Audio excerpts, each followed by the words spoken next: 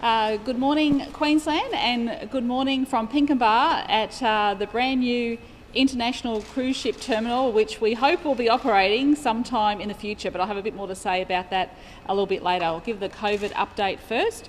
So we have two new cases. One is a local community case linked to the Sunnybank cluster, but they have been in home quarantine, so we are not worried about that at all. But as you can see, they're still coming through, even at this late stage, and one overseas person in hotel quarantine.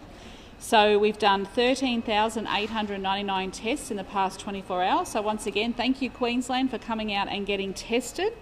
24,229 vaccines were done by Queensland Health yesterday. So we now have 61.53% of Queenslanders, eligible Queenslanders, have had their first dose, and 42.78% are now fully vaccinated, which is excellent. Well, I just wanted to let people know that the cruise ship terminal here at Pinkenba has now become a new vaccination hub. So this is predominantly for the workers in this area, whether they work at the port, the airlines, or the industries that are out here. But, you know, any member of the public is more than welcome to come in here and get vaccinated. If you want to have a sneak peek at the brand new international cruise ship terminal here at Pinkenba, come and have a look. It's absolutely fabulous. So then, of course, we mentioned yesterday we've got walk-ins at Caboolture, Doomben, Kippa-Ring and Boondall. And then for the preliminary finals at Suncorp this weekend, and then, of course, the finals the following weekend, we'll be having pop-up vaccination centres as well. So our message to Queensland is please come and get vaccinated. And people are very proud to be getting vaccinated. They're coming up to me telling me that they've had their vaccines. So Queensland, we've got to get that rate up. So very good at the moment, but we've got to keep getting it up higher. And of course, with more vaccine coming on board, we've got Moderna that started yesterday. It's wonderful to see some of the young children getting their first vaccines at Moderna at the pharmacies. So of course this is going to progressively roll out more and more as the days continue. Just in relation to the cruise ship terminal here, can I say that it'd be wonderful to see sometime in the future that we actually get our cruise industry back up and running. What I'd like to see, and we're going to work on this, is to have a plan where we could perhaps start seeing some Queensland-based small cruises, and I think that would be wonderful for Queenslanders to experience that additional tourism product. So we'll be working with the industry to see how we can progress that. We'll be talking about that. I'll put that to National Cabinet as well. But I honestly think that that's a great option for Queenslanders who are fully vaccinated to actually trial some smaller cruises up and down the Queensland coast. So, you know, we're a few months off that, of course, but, you know, we need to start the planning. And I know how much Queenslanders love their cruises because I was just in Hervey Bay and Bundaberg, and they were talking to me how they miss that. But if we could have some smaller cruises up and down the coast, it's something that our government is prepared to work with the industry to make sure that they have COVID-safe plans. Finally, just wanted to say a big thank you to the NRL that are offering some tickets across the board as a big thank you to Queenslanders. They are being offered to people who work in defence, they're being offered to our healthcare workers, they've been offered to the footy clubs, and they're also saying a big thank you to people who are coming out and getting vaccinated. So please, big thank you to the NRL, but of course the preliminary finals are coming up this weekend. Get vaccinated, and if you're going to the footy and you haven't been vaccinated, there's going to be a pop-up clinic there for you. So I'll hand over to Dr. Young. Thank you, Premier. So yes, we do have one community acquired case, and I would very much like to thank that family. So this is a student at St Thomas More College who's a close contact of one of those earlier students. So she actually tested positive day 9 in home quarantine, have been in home quarantine for her entire infectious period. So this just shows yet again how important it is that when people are asked to go into quarantine, they need to remain in quarantine for 14 days. It must be particularly tough at the moment, our beautiful weather at the moment, it's school holidays, so thank you very much to all of those families. There's large numbers of them who are still in quarantine. That's excellent of them to do that, thank you. And then it's great to see yet another fantastic mass vaccination centre. So this one will be offering vaccinations to anyone who walks in, but also to any work groups, so that people can organise a bus and the whole work group come here and get vaccinated. We're doing everything we can to make vaccination as easy as possible, because the sooner we've got Queenslanders fully vaccinated, the sooner we can remove so many of the restrictions that we've had for a long time now. That will be excellent. So please, come and get vaccinated, go to a pharmacy, go to a GP. More and more of our GPs have not only got AstraZeneca but also Pfizer, and you can choose. Anyone who's 12 years of age or older can choose which they would like to have. We've got lots and lots of sites across the state where you can get vaccinated, and now's the time to do it.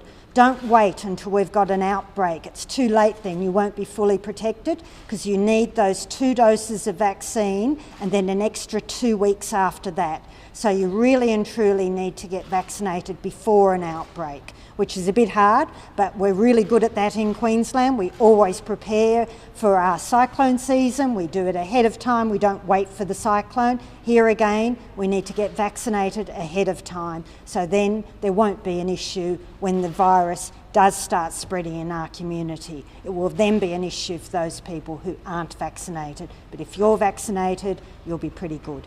Thank you. It's wonderful to have another mass vaccination centre open. We have over 80 sites across the state, both small and large, that people can come forward and get vaccinated by Queensland Health and our other partners. But of course there's also GPs and community pharmacies, and I'm thrilled that a few pharmacies have already reached out to me and said, can I give them a shout out, because they've already got Moderna on site ready to offer to the public. So if you are looking for options, go to your local community pharmacy, get vaccinated there, make a booking with your GP, or go to one of our community vaccination hubs. As the Premier said, we're doing more and more walk-ins, so Caboolture and Kippering, Boondall and Doomben, as well as Pinkenba here, also Logan Entertainment Centre and Mount Warren. You can do walk-ins as well as bookings. Now you can still book, and I will say this, because we're getting more supply now, if you already have a booking at one of our vaccination hubs, but that appointment is not until late October or November, please go on to our Queensland vaccination website and seek to rebook, because what you'll find is there's booking slots now becoming available much earlier, and you can reschedule that appointment and bring it forward to now, because we want as many people vaccinated as possible. As Dr. Young said, we do a great job in Queensland in preparing for natural disasters. We know what to do, we know what to have ready before it hits. Let's not wait till we've got a major outbreak. Let's get vaccinated now so we can continue to enjoy our lifestyle, open up our economy even more, get the cruise ships happening again up and down the Queensland coast, so we can all enjoy that great time together. But let's remember why it's important to get vaccinated. Not just about our great lifestyle, but let's remember the risk on our doorstep. Across New South Wales, ACT, Victoria and New Zealand, that all started from one case on the 16th of June, there is now 56,635 people who have been infected. Over 56,000 people from one case on the 16th of June.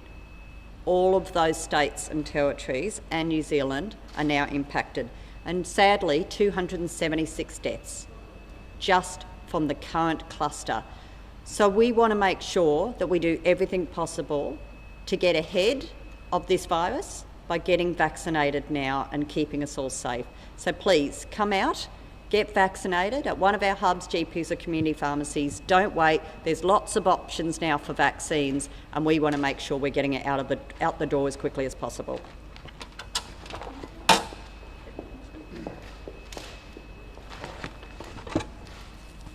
Good morning. I'll just start with some stats. Over our road borders, in the last 24 hours, we've had over 10,000 vehicles cross our borders, and we've had to turn around 220 of those vehicles at our border checkpoints. We've also processed over 424 people at our airport borders, and we've had to refuse entry to 6. Could I just ask the public, please, to be patient with the police on the borders? We are doing 100% compliance checks at our road border checkpoints. We do know that's an inconvenience, and we're trying to speed that up as quickly as we can, so please, could I ask you for your continued patience at our road borders? In relation to compliance, we did issue 4 penalty infringement notices overnight. One of them was for failing to wear a mask, and the other 3 were again at our border checkpoints for either false information or attempting to cross the border when they shouldn't cross the border. So it's very low. We are seeing a lot of community compliance at our borders, and we thank the public for being patient with us. In relation to our business compliance, we did over 30 inspections yesterday, again, of our businesses, and had 100% compliance, and we've had that for some time now. So again, thank you to the businesses for supporting us. We've got over 3,800 people in quarantine, and again, that's being managed on an as-need basis as best we can. Thank you. Premier, on the rewards, just on the TGA website here, offering rewards under the 2021 Commission, any party can offer. There's no disputing that. But it says here the offer can only be made to people who have been fully vaccinated. Well, if the TGA is an issue, they can raise it with the NRL, but this is the NRL just saying thank you to Queenslanders. And like I said, you know, the thank you is going to defence personnel, people who are working in our hospitals, and they've been running a campaign to get people vaccinated. I think we all want to see everyone vaccinated, don't we? I mean, that's the purpose of having these vaccination centres. Does it worry you, Premier, that it says that it can only be made to those that are fully vaccinated? Well, they should raise that with the NRL, and there are people who are going to be fully vaccinated getting a thank you from the NRL as well via ticket. So can you underestimate on when Queensland is expected to reach 80%? We don't have that data. It depends on the supply coming in, so we're going through all of that now. We don't have a date yet. What is it based on the current level of supply? Sorry? What is it based on the current level of supply? Well, the supply ebbs and flows, so we actually need to get firm data from the federal government, and then we can map that out. We just don't have that at the moment. Can we have events like Super Pfizer weekend where you push out lots of Pfizer and still make sure there's enough for second doses if you don't know? Yeah, because we work all that out, so we're not worried about that, and the federal government gives us like 2 weeks out. Premier, just on those, how does it work? Is it like a raffle? Like if the person comes along, they get the ticket, or how does that sort of work? There's only 1,000 double passes. You expect more people will be getting jabbed this weekend. So how does it work? I might get the Health Minister to go through that process, but like I said, if anyone has any issues, they should raise it with the NRL. But the NRL have been giving out like thank you tickets for years. If there are questions, if the TGA does raise it with the NRL and say you can't do this, what will Well, can I just say, in the national plan, everyone likes quoting the national plan. In the national plan here, it actually says very clearly encouraging uptake through incentives and other measures.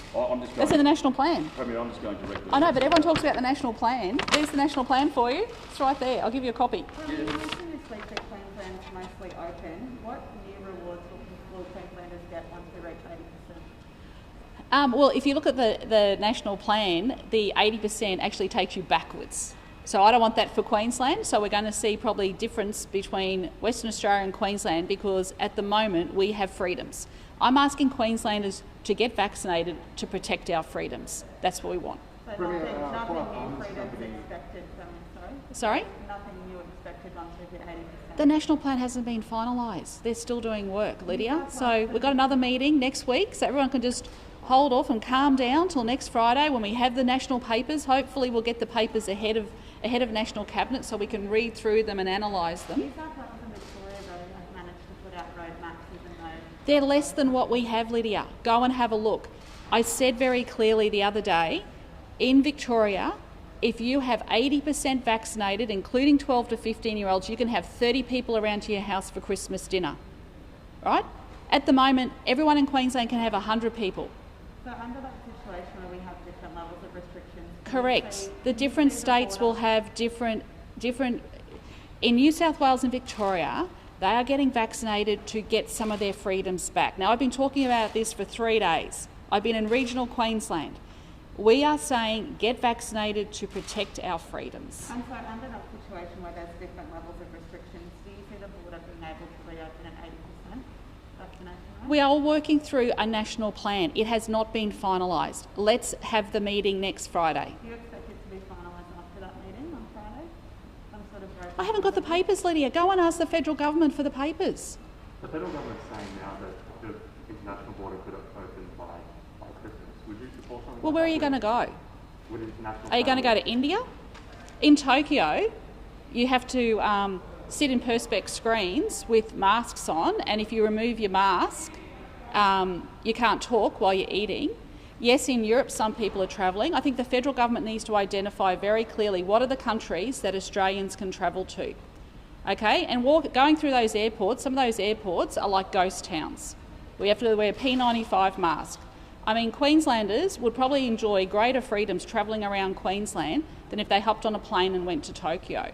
I think the federal government needs to identify what are the countries that Australians can travel to. Would you need to see that? Would you need to see that list of countries before you would agree to? Well, National Cabinet would. I'm quite sure. Well, that's a federal government decision. You have to ask those questions to the federal government. Would you be comfortable if any Queenslanders travelling overseas by Christmas and returning to Queensland? Well, where are they going? The federal government needs to actually explain where people are going to travel to. Like, it was great when we had that border bubble with New Zealand, but New Zealand's in a lockdown in parts of the country at the moment. So the federal government needs to explain to Australians and explain to Queenslanders where can they travel to. What countries do you think they should travel to? We should be able to No, travel I'm to? not the federal government. Hayden, go and talk to the federal government about where they think people can travel to. Do you think Queenslanders will be able to travel to Melbourne and Sydney by Christmas time? Well, at the moment, in Melbourne, they'll be having 30 people over to Christmas dinner. They're not talking about travelling to Western Australia or Queensland or New South Wales.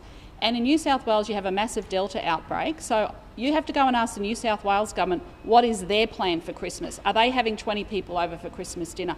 Go and ask New South Wales and Victoria. The reason that we have this situation in Australia at the moment is because there is a massive Delta outbreak in New South Wales and Victoria. You can freely travel around Queensland, Western Australia, South Australia, Tasmania and Northern Territory at the moment. The reason we have tough border measures in place is because there is a massive outbreak at the moment in New South Wales and Victoria, and their hospitals are going to be overwhelmed. To protect Queenslanders from the Delta virus, I'm urging Queenslanders to go and get vaccinated. I look forward to the day when families can be reunited. I look forward to the day when we can freely travel across the world again. I mean, everyone's talking about that, okay? But it is not the way we used to travel. I've done it.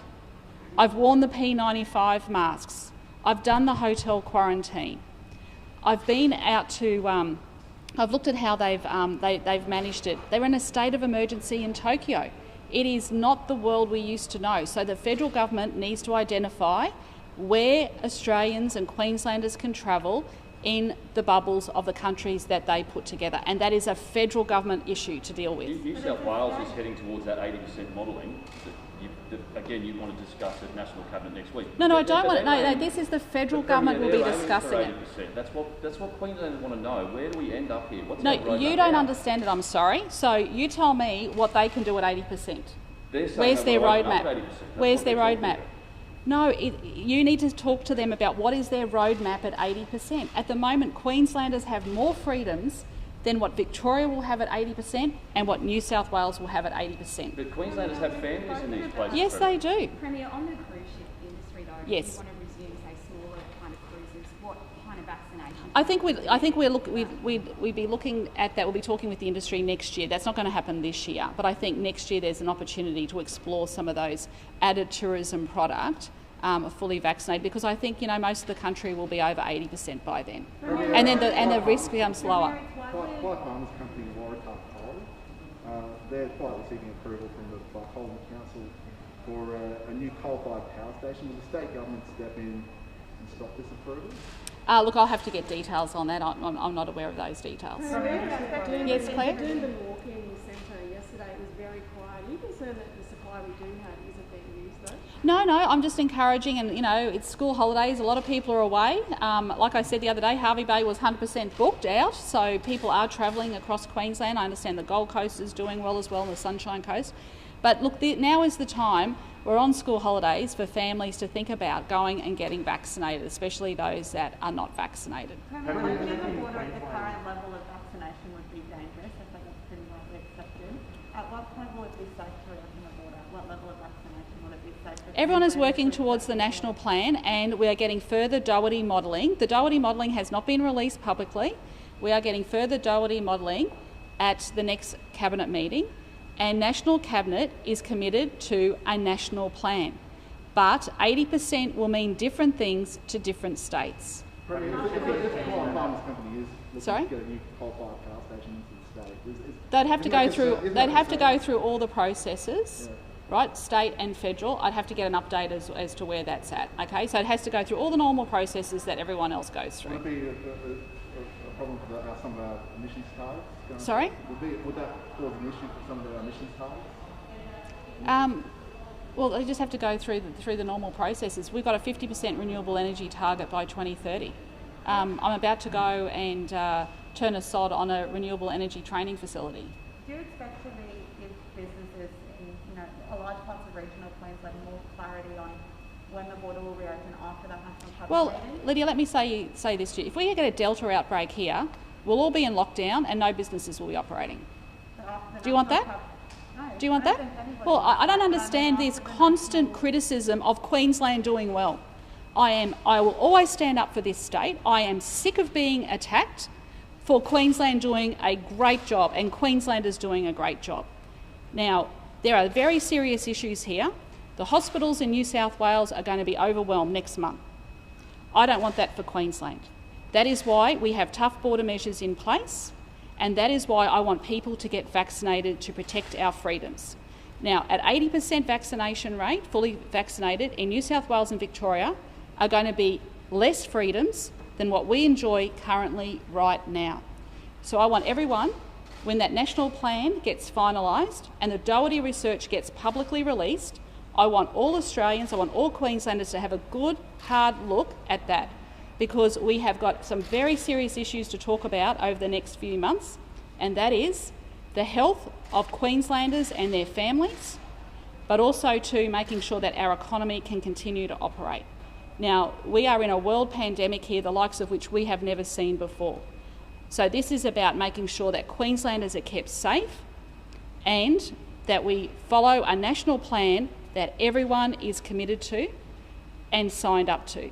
And that means releasing Doherty updated modelling publicly across the board so all Australians know exactly what we're signing up to. Where do you think this constant criticism is coming from that you're frustrated? Sorry? This constant criticism. Well, I just don't think everyone's across all of the issues.